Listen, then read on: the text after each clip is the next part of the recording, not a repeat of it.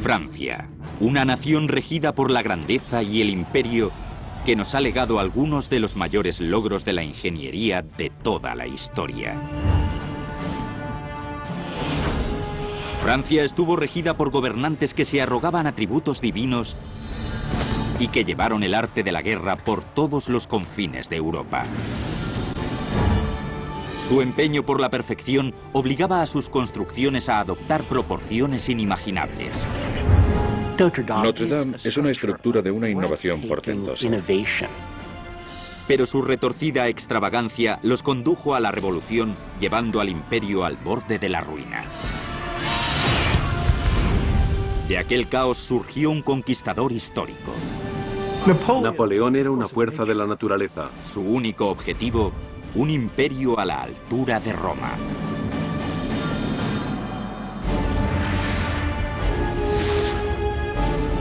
La construcción de un imperio. Napoleón, el gran constructor. 1163, París. Una legión de trabajadores tirando de un sinfín de bloques de piedra desfilan por la Île de la Cité, una isla en medio del Sena. Este ha sido un enclave sacro durante miles de años. Originalmente un santuario druida, fue transformado en un templo romano dedicado al dios Júpiter, para acabar convertido en lugar de peregrinaje para los cristianos que venían a honrar a Saint-Denis, a quien aquí se torturó y decapitó. Más tarde el rey de Francia decretó que aquí se pondrían los cimientos de una grandiosa catedral que sería la envidia del resto de Europa. Luis VII, 1120-1180. Aquel rey era Luis VII. Y la grandiosa catedral Notre Dame. Incluso hoy en día sigue siendo una de las construcciones más majestuosas del mundo. A los enfants de la patrie, le jour de gloire est arrivé.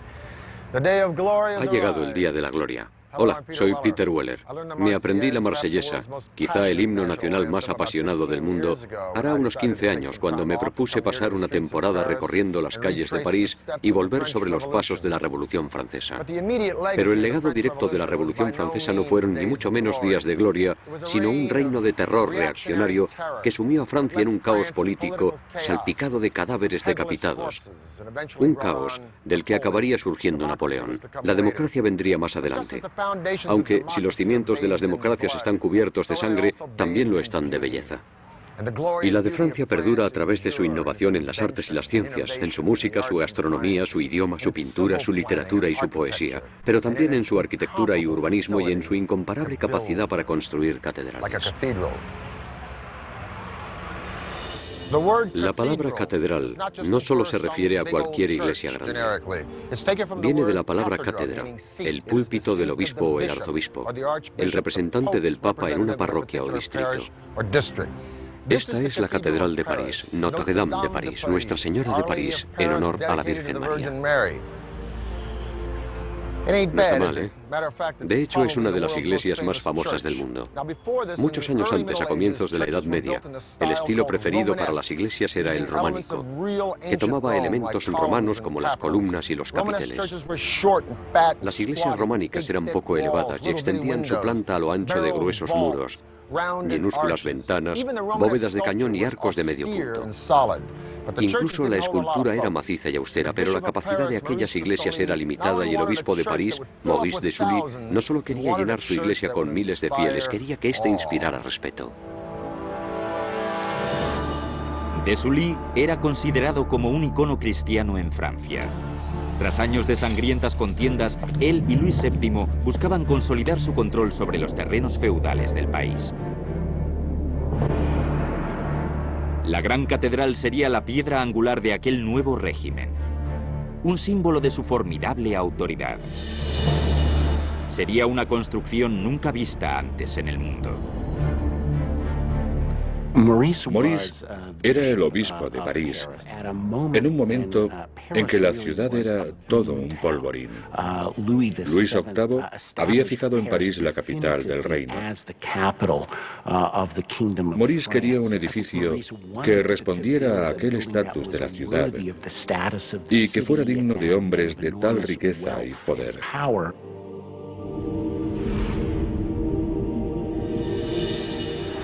Los 2 siglos que se tardó en construir Notre Dame, del año 1100 al 1300, es el periodo que denominamos gótico.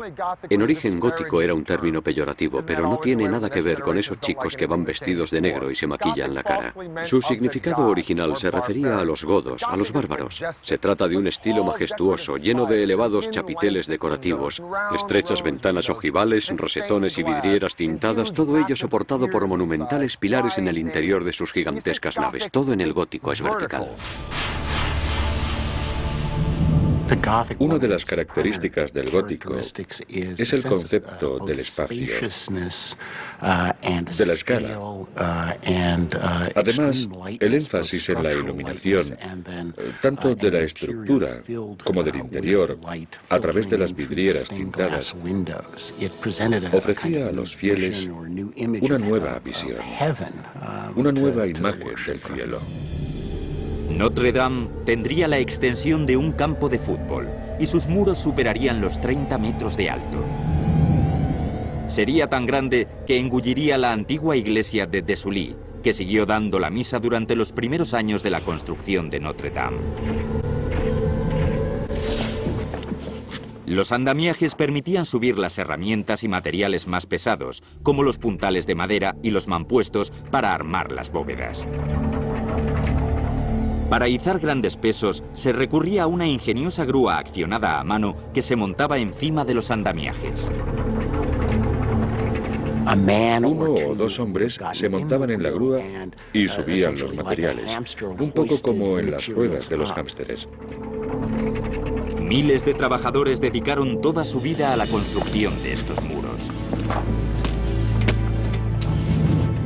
Al parecer, cada mampostero tenía una marca que tallaba en las piedras. Así se les pagaba por cada piedra. Uno se suele hacer una idea más romántica, como si cada piedra fuera una plegaria esculpida a mano. Pero en realidad todo era más pragmático. Sin trabajo no había dinero. Se necesitaron tantas toneladas de piedra que incluso se extendió una práctica en la que nobles y plebeyos se colocaban los arreos y tiraban ellos mismos de los carros para transportar las piedras y buscar así la absolución.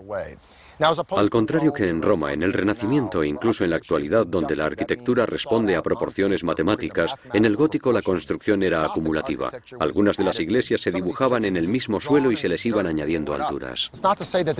No es que no tuvieran un proyecto, sino que si cometían un error, añadían un pilar, un muro o un arco apuntado.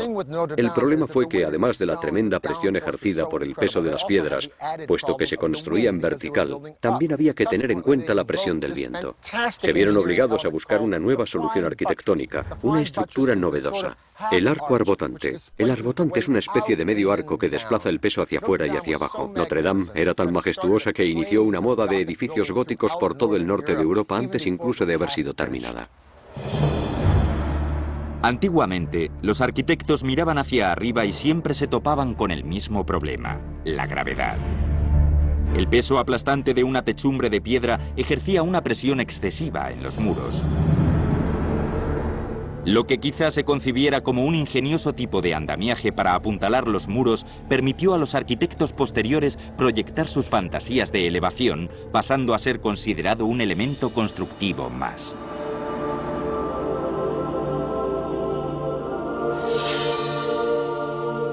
Gracias a este apoyo, los muros de contención podrían albergar enormes huecos para las gigantescas vidrieras que antes hubieran sido impensables debido a la fragilidad de las paredes. En 1190 se finalizaron los muros de las naves norte y sur. Las torres occidentales ya estaban en marcha. Serían independientes del resto y albergarían el Gran Rosetón Occidental, quizá la vidriera más famosa del mundo.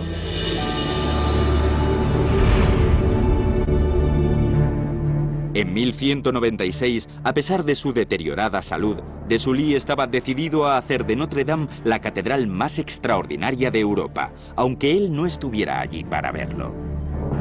En su testamento, Maurice de Sully donó dinero para el tejado de la catedral. Gracias a su generosidad, dejó su huella en la iglesia que tanto amaba.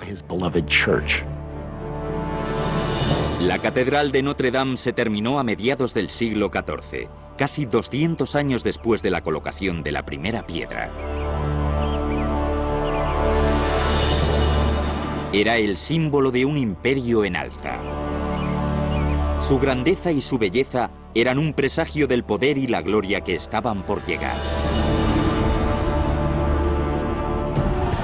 Pero antes el imperio vería cómo uno de sus monarcas hacía tambalear sus cimientos. Un rey que se comparaba con los dioses, que llegaría a acercar toda Francia con fortificaciones espectaculares y construiría el mayor palacio nunca visto.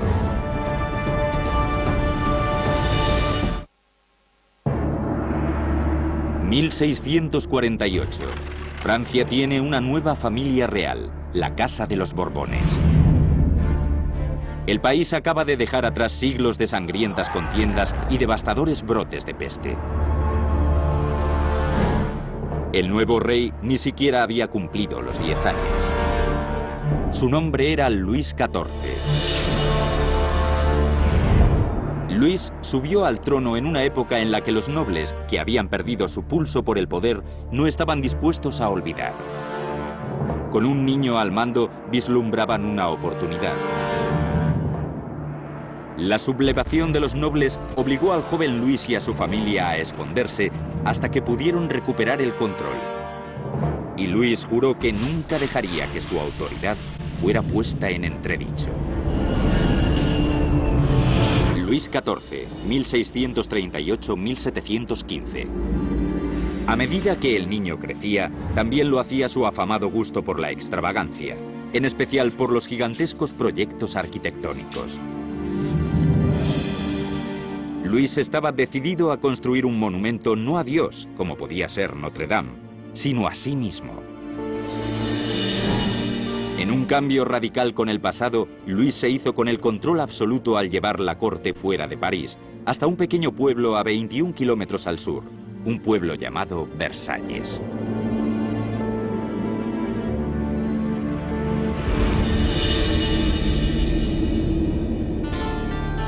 En 1661, los arquitectos comenzaron a trabajar en un colosal complejo que albergaría el centro neurálgico del imperio.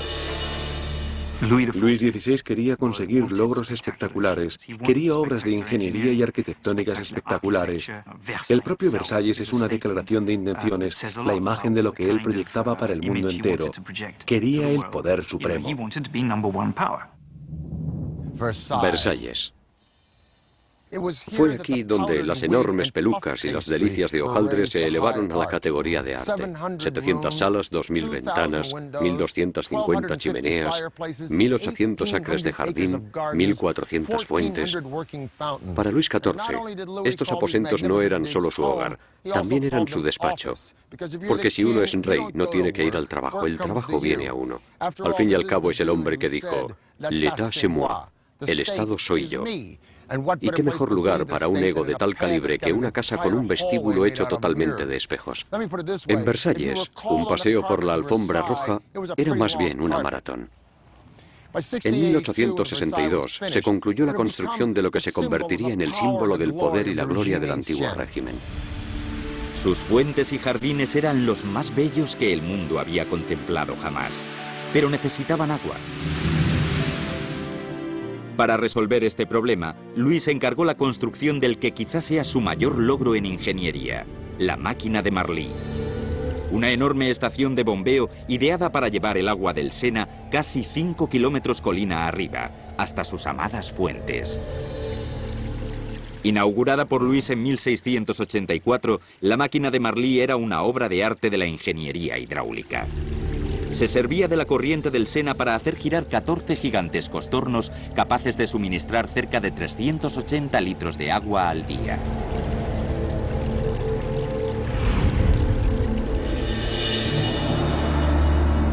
En su imaginación, Luis había trascendido la mera mortalidad hasta el punto de identificarse con Apolo, el dios griego del sol. Llegó incluso a adoptar el nombre de el Rey Sol.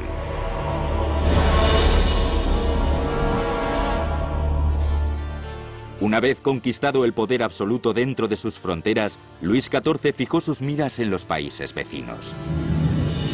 Luis XIV fue un agresor dentro de una Europa en la que Francia ya era el principal poder. Para realizar sus sueños de un imperio, el monarca francés recurrió a uno de los ingenieros más señeros de la historia militar, Sébastien de Vauban. Vauban demostró su pericia en el campo de batalla con una revolucionaria estrategia de ataque, los campos de trincheras paralelas, un método que salvaría vidas y cambiaría el arte de la guerra durante cientos de años.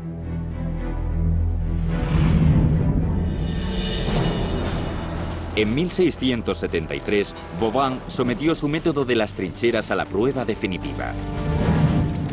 Bajo el fuego cruzado del sitio de la fortaleza holandesa de Maastricht, Vauban apostó a las tropas de Luis XIV a lo largo de una primera trinchera paralela a la fortificación, a unos 550 metros, fuera del alcance de los cañones.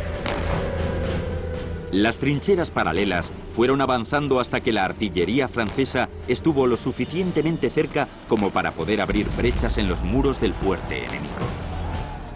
Su técnica funcionó a la perfección. Las tropas galas se introdujeron por las brechas abiertas, llevándose a los holandeses por delante. La guerra de trincheras de Vauban no dejaba de reportarles victorias a los franceses, lo que permitía al propio Luis XIV personarse en el frente, un acto de una temeridad nunca vista en un monarca.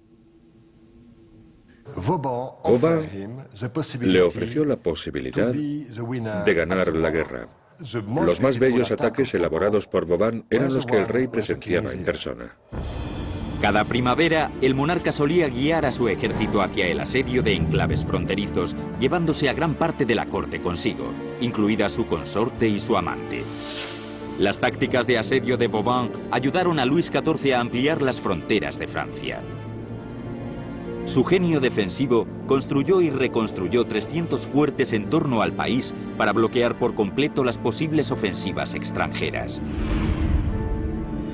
En la antigua Roma, las formas geométricas que gozaban de un prestigio casi divino por su precisión y simetría eran el círculo y el cuadrado. Es lo que hoy en día denominamos planta central. Fue esta planta central en lo que Vauban se inspiró para construir un fuerte, solo que en forma de estrella. Pero lo genial de Vauban era que podía adaptar sus fuertes a cualquier terreno. Aprovechaba valles, ríos y colinas para incrementar la eficacia de fosos, trincheras y muros. Sabía eliminar los puntos ciegos en los que los atacantes podrían esconderse, además de colocar a sus hombres en los puntos más favorables para devolver el fuego. Lo que Vauban aportó al reino de Francia fue que durante los siguientes 150 años, ninguna guerra se libró dentro de su territorio. Las contiendas siempre se producían en el exterior, algo muy beneficioso para el rey. Sin embargo, la incalculable fortuna que Luis XIV se gastó en esos cientos de fuertes dejaron al país al borde de la bancarrota. Vauban le sugirió al rey una solución muy sencilla: cobrar tributos a los nobles, no solo a los campesinos. Aunque su iniciativa fue rechazada, esa misma idea volvería a plantearse un siglo más tarde, en la Revolución.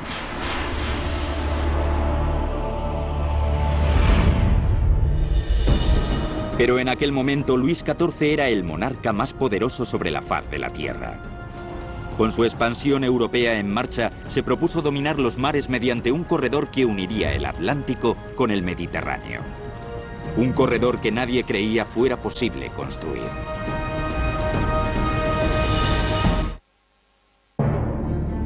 Luis XIV moldeaba la naturaleza al igual que los imperios. Levantó estos parques y jardines de Versalles a partir de un simple pantano. No escatimó medios a la hora de desviar los ríos circundantes para bombear estas 1.400 fuentes. Pero mientras todo esto se diseñaba, un recaudador del impuesto llamado Pierre-Paul Riquet tenía sus propias ideas sobre el agua. Su sueño era conectar el mar Mediterráneo con el Atlántico Norte mediante un canal que atravesaría toda Francia. La influencia de Francia durante el reinado de Luis XIV fue tal que el francés se convirtió en la lengua habitual en las altas esferas de la cultura europea y en la diplomacia entre sus monarquías. Pero Luis XIV detestaba depender de dichas monarquías, en especial de la española, para acceder al océano Atlántico a través del Mediterráneo. Ese pequeño problema iba a ser precisamente el que resolvería el recaudador de impuestos Pierre-Paul Riquet gracias al Canal du Midi, que no solo conectaría el Mediterráneo y el Atlántico, sino que pondría los cimientos de la revolución industrial del siglo XIX, en la que contar con un canal era imprescindible para cualquier nación que quisiera llenar sus arcas. Pierre-Paul Riquet no era más que un niño cuando oyó hablar de la idea de un canal que atravesara Francia y evitara que las embarcaciones tuvieran que bordear España, pero no dejó de soñar con ello el resto de su vida. No sé si sería fácil vivir con Riquet, porque estaba tan inmerso en ese proyecto, estaba obsesionado con el canal. Algo dentro de él le impulsaba a construir, a conseguir materializar algo que quedara para la posteridad. En 1662, a los 52 años, tras amasar una fortuna privada con el lucrativo negocio de la recaudación de los tributos reales, Riquet estaba listo para abandonar su cómodo retiro e ingresar en los anales de la ingeniería. Riquet daría la solución a uno de los desafíos arquitectónicos más enervantes del siglo: cómo mantener un canal lleno de agua. Riquet descubrió una serie de ríos que podrían encauzarse para proveer de agua al canal en sus tramos más elevados, pero para ello necesitaría controlar el flujo de agua todo el año. Riquet sabía que ese agua se evaporaría durante el verano, así que habría que almacenar una gran cantidad en algún embalse. Y él dio con el lago de Saint-Ferréol, una solución asombrosa que fue la clave de todo el proyecto. Un embalse, una idea genial. Riquet había resuelto la encrucijada de la que nadie antes había podido salir. Solo había un pequeño problema. Para suministrar agua suficiente al canal, tendría que construir el embalse más grande de la historia. Debería alcanzar los 32 metros de altura y tener un grosor de 123 metros para albergar un lago artificial de 7.500 millones de litros. El Bassin de Saint-Ferréol, que se nutriría de diversas fuentes.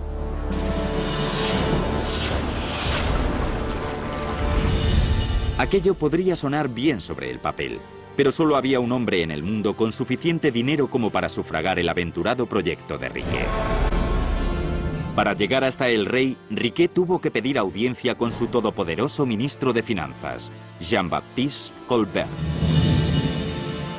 Esbozó su propuesta y se la expuso a Colbert. Este supo reconocer inmediatamente el potencial de esta iniciativa para generar beneficios y engordar las arcas del Estado. El rey también vio con buenos ojos la idea de Riquet. El canal sería un gran proyecto digno de su reino. Luis XIV tuvo plena conciencia del potencial de la arquitectura para generar una imagen que personificara no solo su autoridad personal y su estatus, sino también el del reino que gobernaba. Aún así, Riquet tuvo que arriesgar sus propios ahorros para financiar un tercio del proyecto antes de que Luis diera su consentimiento.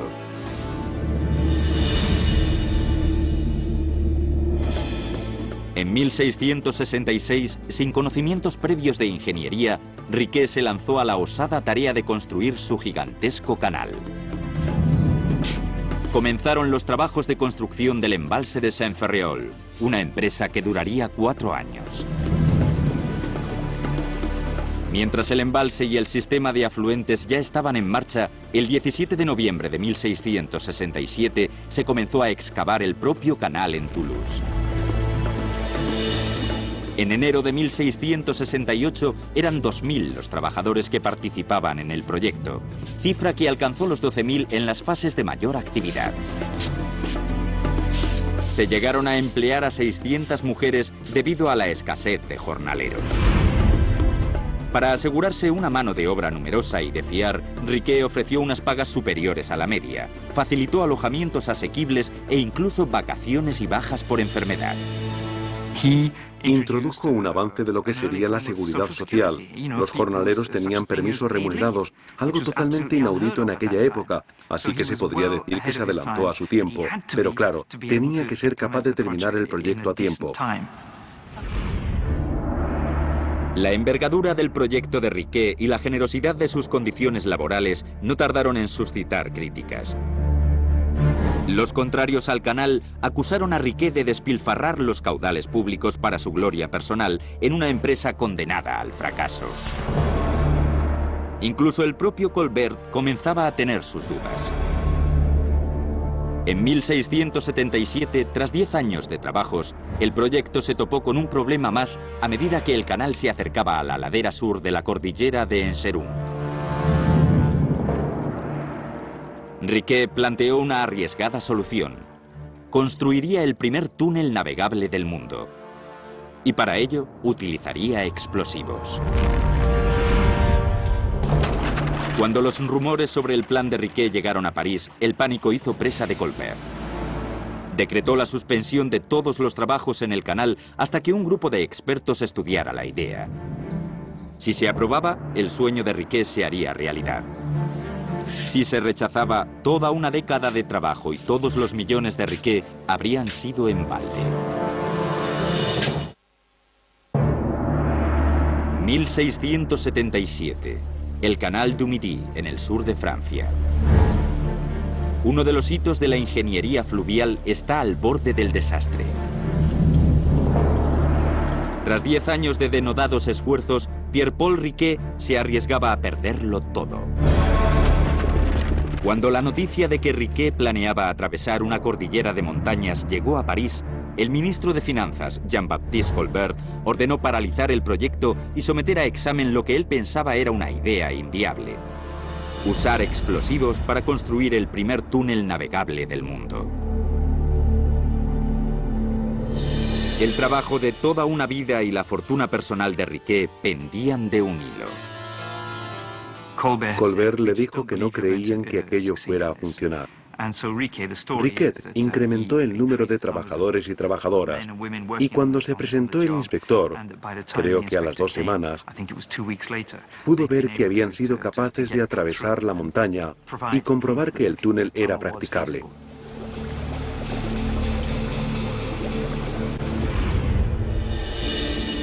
Durante 15 años, Riquet se había enfrentado a todos los obstáculos imaginables planteados por la naturaleza y por el hombre para construir su amado canal. A los 76 años estaba exhausto.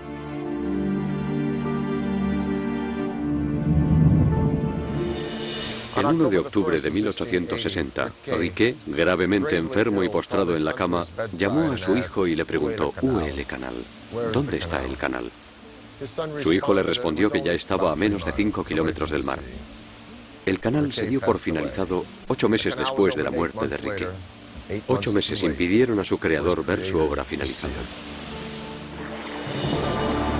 El 15 de mayo de 1681, el Canal du Midi entró en funcionamiento.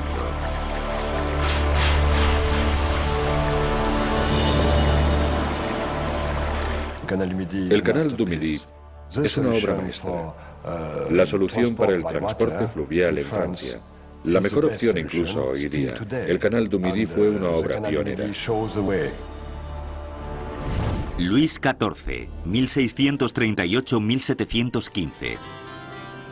El canal no era más que uno de los muchos proyectos que Luis XIV llevó a cabo en su ansia por el poder y la gloria. Como consecuencia de ello, al acabar su reinado, Francia estaba al borde de la ruina. El gobierno autocrático y las deudas generadas por el despilfarro pondrían las semillas de lo que acabó estallando un siglo más tarde. En 1789, la monarquía fue derrocada por la Revolución Francesa. El rey Luis XVI y María Antonieta fueron decapitados en la Place du Roi. Pero el reino del terror se volvería contra sí mismo. Danton, Robespierre y el resto de los padres de la revolución serían asesinados en sus bañeras o en la propia guillotina. De todo aquel caos surgiría un joven y brillante general de Córcega que conduciría a Francia a una nueva era, la era del imperio. En 1795, un joven oficial de una pequeña isla del Mediterráneo estaba a punto de intentar hacerse con el poder por primera vez. París aún se estaba recuperando tras el trienio de sangrientas revueltas que había dejado la Revolución Francesa. El reinado de este joven oficial cautivaría la imaginación de los franceses y le catapultaría a la escena mundial como uno de los más grandes conquistadores de la historia. Su nombre era Napoleón Bonaparte.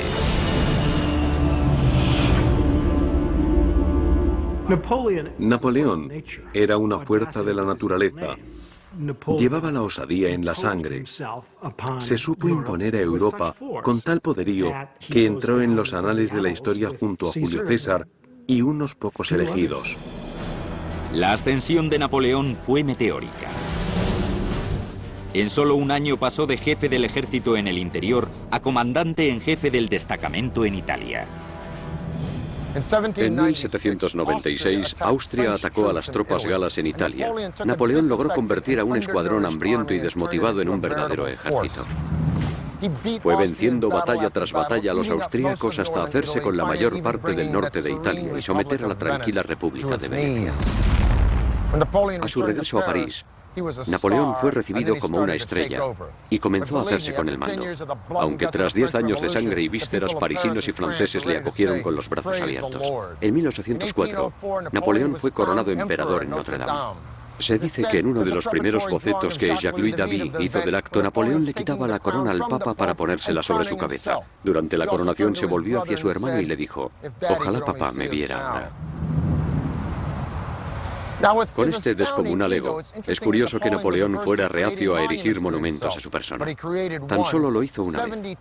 Un arco de 70.000 toneladas de piedra proyectado a imagen y semejanza del arco de Tito en Roma. Es el famoso Arc de Triomphe.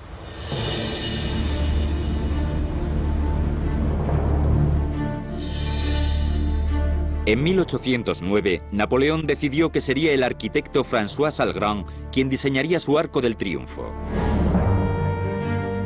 Para su ubicación, Napoleón eligió la Place de l'Étoile, al final de la Avenida de los Campos Elíseos. La estructura se limitaría a un sencillo arco con un corredor abovedado de casi 30 metros de alto y 15 de ancho.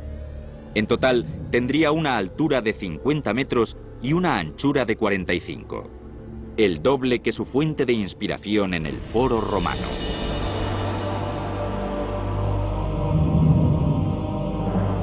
En la base de los pilares del arco se esculpieron 4 enormes altorrelieves en conmemoración de las guerras revolucionarias y napoleónicas.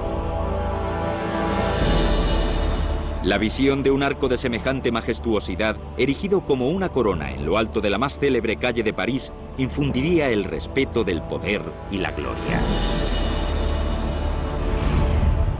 Napoleón fue un hombre hecho a sí mismo, y eso era en gran parte lo que defendía la revolución. Fue ese individualismo desenvuelto lo que cautivó a los franceses.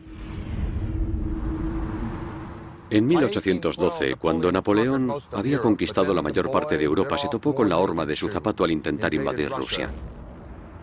La dificultad para suministrar alimentos, los crudos inviernos y la tenacidad de los rusos pudieron con el general francés, que se vio obligado a abdicar y a exiliarse a la isla de Elba. Al poco tiempo escapó y disfrutó de un breve interludio en el poder, el llamado Imperio de los 100 días, antes de ser nuevamente derrotado en Waterloo y verse exiliado a Santa Elena de por vida.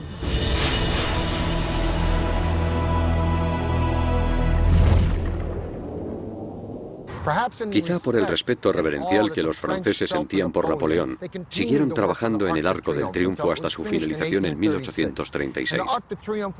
El arco se levantaría como un emblema de Francia, hasta que una extraña y esquelética figura de acero cambiaría el concepto del paisaje urbano para siempre.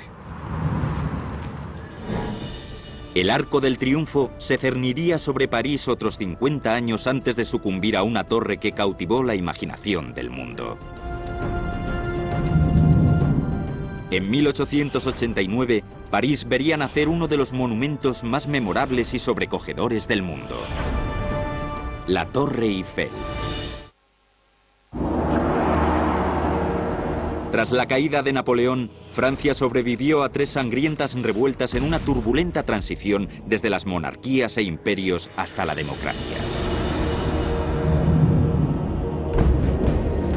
La década de 1880 marcó el cenit del Imperio francés, una superpotencia colonialista que llegó a abarcar 1/3 de África, Indochina y una extensa franja del Caribe.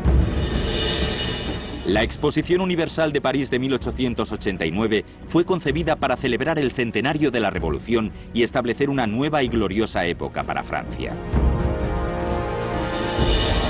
El gobierno galo eligió un extraordinario eje para la exposición: una fabulosa torre de 300 metros, todo un símbolo del optimismo y la confianza nacional. El ministro de Comercio, Édouard Lacroix, veía en ella un símbolo del progreso, en torno al cual, según sus palabras, la humanidad describía una espiral ascendente. El concurso para su diseño recogió 100 propuestas, incluida la de la firma de ingenieros de Gustave Eiffel.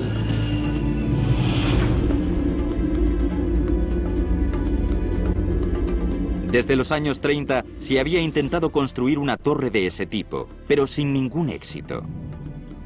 La reputación internacional de Eiffel como artífice de gigantescos puentes y estructuras monumentales, así como su elegante diseño para la torre, le dieron el triunfo. Pero la Torre Eiffel no agradaba a todo el mundo. En el momento en que se hizo público el proyecto, artistas e intelectuales parisinos expresaron su más enérgica protesta. Se decía que era fea, industrial e inútil. Nada que ver con el paisaje parisino, que contaba con todo tipo de maravillas de la arquitectura clásica. Hoy en día no concebimos París sin la Torre Eiffel, pero para aquella época era bastante estrafalaria. Gustave Eiffel estaba a punto de transformar el concepto, no solo de la construcción civil, sino de toda una ciudad. Aquella cosa iba a ser la precursora de los rascacielos, pero a muchos parisinos les horrorizaba. Lo mismo ocurrió 100 años más tarde con la pirámide de Ai-Min-Pei para la puerta del Louvre. Pero la Torre Eiffel también levantó ampollas entre respetados arquitectos y escritores que hicieron oír sus críticas. Guy de Maupassant dijo: me tendré que comer esa cosa, porque es el único lugar de París donde no tendré que mirarla. La torre tendría 300 metros de altura y sería la mayor estructura concebida por el hombre.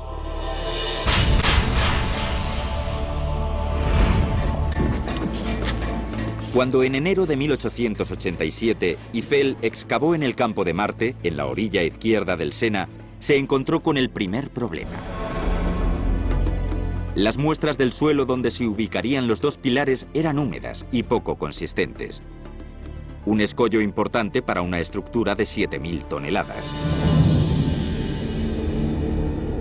Como solución, Eiffel propuso una innovadora técnica para anclar su enorme torre.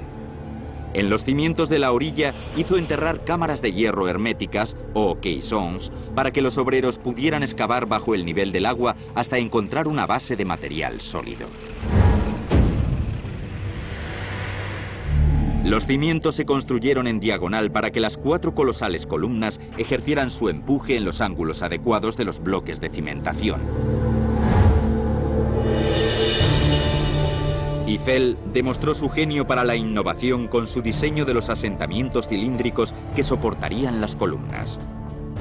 En cada uno de ellos colocó un pistón hidráulico para poder alinear las columnas con mayor precisión una vez erguidas.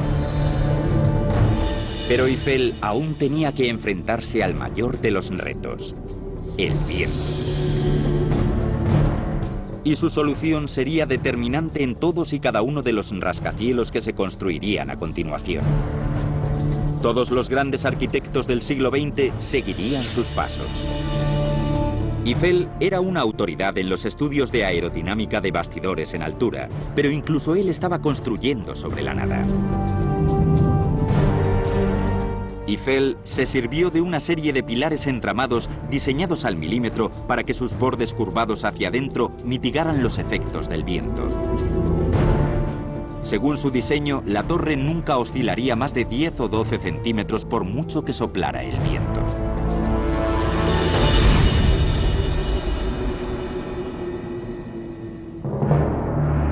El 1 de julio de 1887, la torre empezó a tomar altura. Las grúas de vapor iban izando y colocando las enormes piezas de la estructura metálica. 2/3 de los roblones tuvieron que acoplarse en los talleres para poder ensamblar directamente las piezas en la obra. Una de las técnicas de Eiffel para acelerar los trabajos fue usar piezas prefabricadas. Era un genio gestionando los proyectos. El dinamismo de los trabajos dio sus frutos. Frente a las décadas que se habían tardado en construir los enormes monumentos de la antigüedad o los casi 2 siglos de Notre Dame, la Torre Eiffel se terminó en tan solo 22 meses y con solo 300 trabajadores de la siderurgia. Cuando se colocó la última pieza, en 1889, la obra maestra de Gustave Eiffel superó a la Gran Pirámide de Giza y se convirtió en la estructura más alta del mundo. Un récord que mantuvo hasta 1930, cuando se construyó el edificio Chrysler de Nueva York. Lo genial de la Torre Eiffel es que durante los primeros años horrorizara tanto a los franceses. Era un reflejo de la identidad tecnológica del país, de su audacia arquitectónica, algo que no gustaba a las élites más tradicionales. Y hoy en día a todo el mundo le parece bastante bonita. El 21 de junio de 1889, la Torre Eiffel abrió sus puertas al mundo. Gustave Eiffel dirigió personalmente las visitas de muchas personalidades y aristócratas como Buffalo Bill, el Shah de Persia, el rey de Siam, el príncipe de Gales e incluso Thomas Edison. La torre se convirtió en el éxito de la exposición. Atrajo a casi 2 millones de personas e incluso dio nombre a un modelo de vestido femenino. Gustave Eiffel, que había financiado casi el 80% del proyecto a cambio de los beneficios de todas las concesiones, no tardó más que un año en recuperar su inversión. La torre acabaría haciendo de él un hombre muy rico. La Torre Eiffel simbolizaba un ideal de sociedad republicana.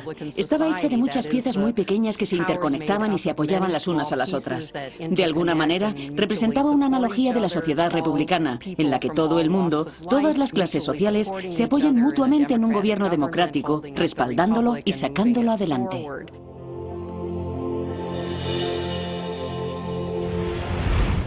A pesar de los gruñones que son los taxistas de París, me encanta esta ciudad y me encanta Francia. Y al fin y al cabo, los taxistas son gruñones en todas partes. Si pudiera retroceder al pasado, algunas de las cosas que haría sería pasar un fin de semana en Versalles con Luis XIV, tomarme un café con uno de mis ídolos personales, Víctor Hugo, ver pintar a Cézanne o esculpir a Rodin.